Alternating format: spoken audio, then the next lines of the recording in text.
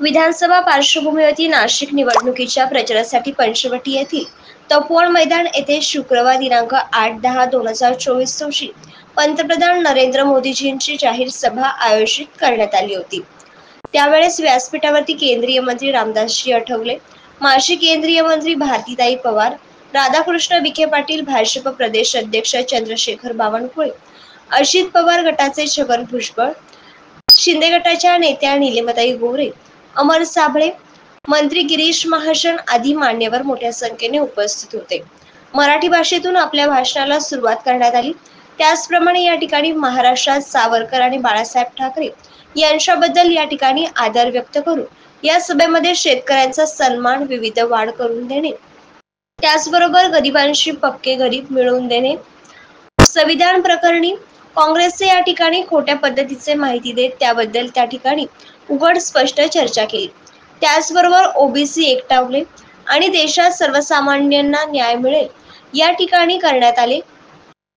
नाशिकचा विकास हा अतिशय महत्त्वाचा विकास असल्याचे या ठिकाणी त्यांनी नमूद केले। नाशिकला वेगवान विकास करण्यात येणार असल्याची माहिती या ठिकाणी त्यांनी दिली। महाराष्ट्र विकास देशाच्या विकासासाठी आवश्यक आहे, मात्र या विकासाला अडचणीत आणण्याचे काम या ठिकाणी विरोधक करत असल्याची माहिती त्यांनी दिली। त्याचबरोबर लाडकी बहीण योजना मोठ्या प्रमाणात आणून लाडकी बहीण योजना सर्व महिलांपर्यंत पोहोचवण्याचे कार्य नरेंद्र मोदी पंतप्रधान यांनी स्पष्ट केले। या प्रसंगी नाशिक येथील झालेल्या पंतप्रधान नरेंद्र मोदी यांच्या जाहीर सभेच्या समारोपाप्रसंगी निवडणूक रिंगणात उमेदवार आणि व्यासपीठावरील मान्यवरांनी हात उंच करून अभिवादन केले। यावेळी सरोज आहिरे, सीमा महेश हिरे, देवयानीताई फरांदे, राधाकृष्ण विखे पाटील, केंद्रीय मंत्री रामदासजी आठवले, ॲडव्होकेट माणिकराव कोकाटे, हिरामण खोसकर, दिलीप बनकर, ॲडव्होकेट राहुलभाऊ ढिकले, दिलीप बोरसे, चंद्रशेखर बावनकुळे, मंत्री गिरीश महाजन या ठिकाणी पंतप्रधान नरेंद्र मोदी यांच्यासह आदी मान्यवर उपस्थित होते। यांचा विषय नक्कीच असल्याची या ठिकाणी या प्रसंगी माननीय पंतप्रधान नरेंद्र मोदी यांनी स्पष्ट केले। सर्वांनी मतदान करावे अशी या ठिकाणी स्पष्ट केले। वृत्तसंकलन अधिकार न्यूज संचालक नाशिक, संपादक प्रवीण नेटामने, नाशिक रोड, नाशिक। पवित्र नाशिक नगरीला माझ्या नमस्कार। मैं भगवान त्र्यंबकेश्वर और माता रेणुका को श्रद्धापूर्वक नमन करता हूं। आज महाराष्ट्र विधानसभा चुनाव प्रचार के पहले दिन मुझे नासिक की पुण्य भूमि पर आने का सौभाग्य मिला। जब अयोध्या में राम मंदिर की 500 साल की प्रतीक्षा पूरी हुई, जब प्रभु श्री राम एक बार फिर वापस आए तो अयोध्या में प्राण प्रतिष्ठा से पहले 11 दिनों के मेरे व्रत अनुष्ठान की शुरुआत हुई। यही वाणी जाति गुजर से लड़े, कुंभार साथी नाली से लड़े। कांग्रेस चाहती है कि सुतार सोनार से भिड़ जाए। कांग्रेस ओबीसी के तौर पर आपको एकजुट नहीं होना देना चाहती, इसलिए वो चाहती है देवड़ीगा डांगर से लड़े, धनगढ़ी गवांडी से टकराए, नामदेव आहिर से उलझे। कांग्रेस का इरादा है तंबोली धावड़ से झगड़ा करे, जानगर सैगर से लड़ाई करे। आपकी एकजुटता को तबाह करने के लिए कांग्रेस मैदान में उतरी है। आपकी एकता से, आपकी मजबूती से कांग्रेस को सबसे ज्यादा तकलीफ है। इसलिए वो चाहती है कि ओबीसी अपनी एकजुटता खो दें और कांग्रेस के लिए सत्ता का रास्ता खुल जाए। मैं आपसे पूछता हूं, जब ओबीसी अलग अलग जातियों में बटेंगे तो कमजोर होंगे कि नहीं होंगे? जरा पूरी ताकत से बताइए, कमजोर होंगे कि नहीं होंगे? आपकी ताकत घटेगी कि नहीं घटेगी? और इसलिए आपको याद रखना है, मेरा तो एक ही मंत्र है, हम एक है तो सेफ है, हम एक है तो सेफ है। सच्चाई यही है कि कांग्रेस ओबीसी से नफरत करती है। आज ओबीसी समाज का एक व्यक्ति लगातार 140 करोड़ देशवासियों के आशीर्वाद लेकर तीसरी बार देश का प्रधानमंत्री बना है।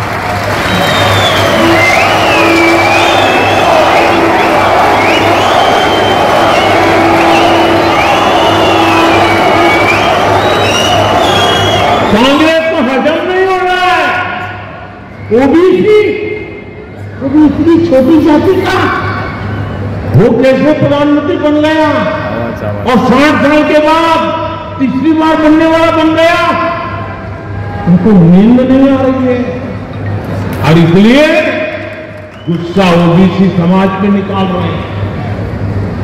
साथियों, यहां हमें आशीर्वाद देने के लिए इतनी बड़ी संख्या में माताएं, बहनें, बेटियां आई। आपको याद रखना है, ये महाआघाड़ी वाले महाराष्ट्र की महिलाओं के सबसे बड़े दुश्मन हैं। आप जानते हैं, आज पूरे देश में महाराष्ट्र की एक योजना की बहुत चर्चा हो रही है। हर एक की जुबान पे चर्चा है, माझी लाड़की बहन योजना, माझी लाड़की बहन योजना।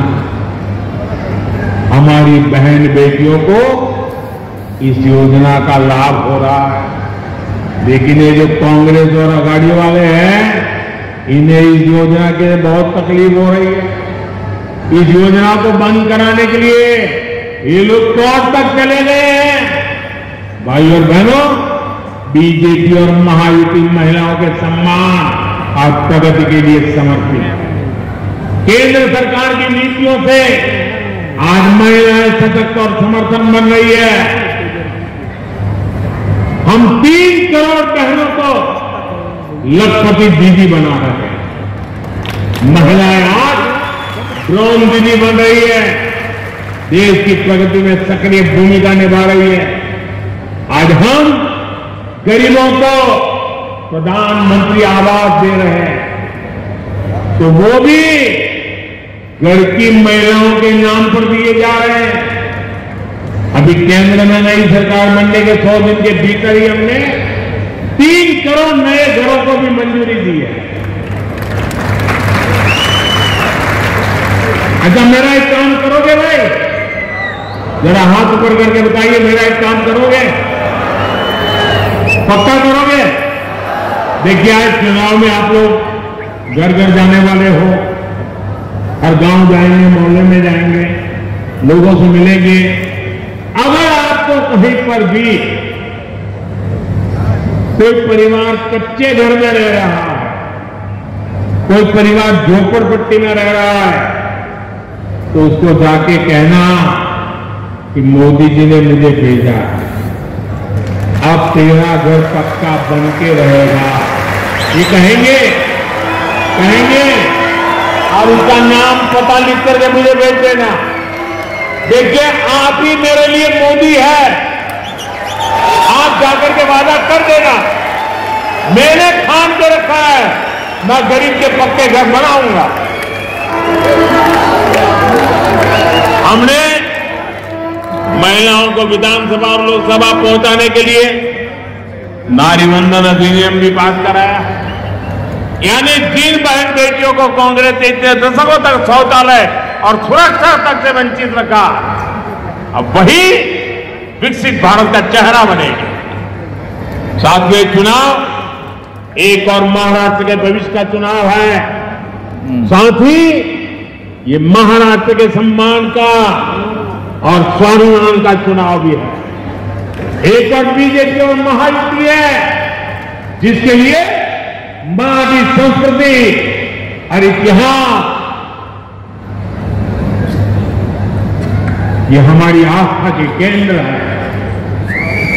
हमारी केंद्र सरकार ने मराठी भाषा को अभिजात भाषा का दर्जा दिया।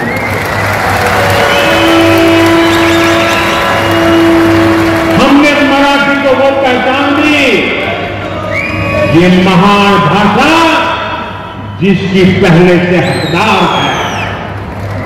हमने छत्रपति शिवाजी महाराज के आदर्शों की बात की, उनके सम्मान को आगे बढ़ाया। बीजेपी गर्व से कहती है कि वीर सावरकर हमारे प्रेरणा स्रोत है। वीर सावरकर महाराष्ट्र और राष्ट्र के गौरव है।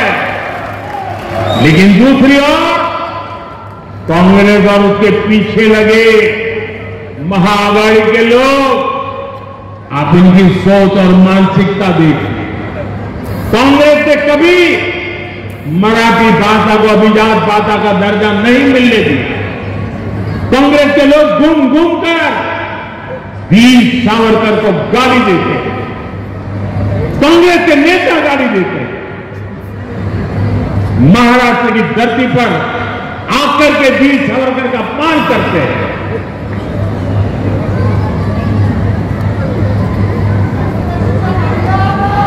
और मैंने सुना है कि महाराष्ट्र के गाड़ी के कुछ नेताओं ने कांग्रेस के युवराज को बिठाया, उसको कहा भाई महाराष्ट्र में चुनाव जीतना है, तुम वीर सावरकर को अभी गाली देना कुछ दिन बंद करो। उसके मुंह पे ताला लगाया, गाली देना बंद करो। और ये देखिए अघाड़ी वाले, सबसे बड़ा दुर्भाग्य ये है कि सावरकर की विरासत का दम भरने वाले आज अघाड़ी में कांग्रेस के साथ खड़े हो गए। मैं कांग्रेस के महाअघाड़ी वाले साथियों को चुनौती देता हूं। एक चुनौती मेरी महाअघाड़ी वालों को, ये पार्टियां कांग्रेस के युवराज के मुंह से, कांग्रेस के नेताओं से वीर सावरकर के तप, त्याग, बलिदान के कम से कम 15 मिनट रोज अपने भाषण में प्रशंसा करके जरा दिखा दो। एक युवराज कभी भी वीर सावरकर की प्रशंसा करने की हिम्मत नहीं करेगा।